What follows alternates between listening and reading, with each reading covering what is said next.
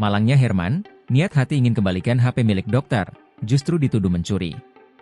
Malangnya nasib Herman, ia berniat ingin mengembalikan HP milik dokter di Palembang malah dituduh mencuri.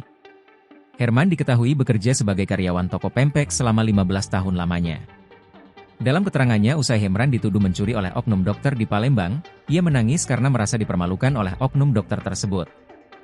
Insiden ini pertama kali diunggah akun Instagram Pratama Koswa. Dalam keterangannya, kejadian tersebut bermula saat Herman menemukan HP di jalan di kawasan Pasar 26 Ilir. Dikarenakan tidak tahu pemilik HP tersebut, ia lantas membawa HP tersebut ke tempat kerja. Ternyata pemilik HP tersebut menelpon, lalu setelah dijelaskan pemilik mendatangi Herman. Saat datang dokter tersebut lantas memaki dan menuduh Herman sebagai pencuri tanpa bukti.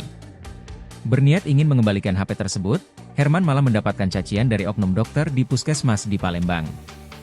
Mulanya saudaranya mengatakan jika waknya yakni Herman menemukan HP di Jalan Raya arah Pasar 26 Ilir sekira pukul 11.30.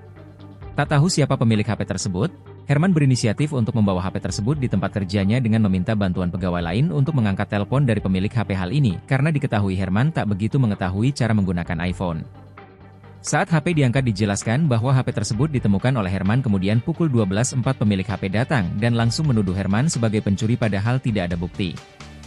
Bukannya berterima kasih, oknum dokter tersebut justru mencaci Herman dan hingga berita ini viral belum ada itikat baik dari oknum tersebut.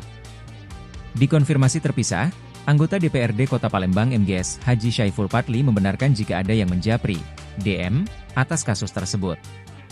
Ia pun mengaku langsung berkoordinasi dengan Kepala Dinas Kesehatan Palembang dan akan langsung berkoordinasi meminta keterangan Kepala Puskesmas 23 Ilir Palembang.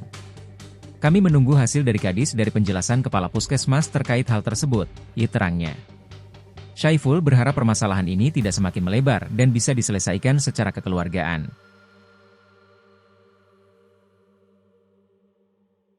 Download Tribun X sekarang, menghadirkan lokal menjadi Indonesia.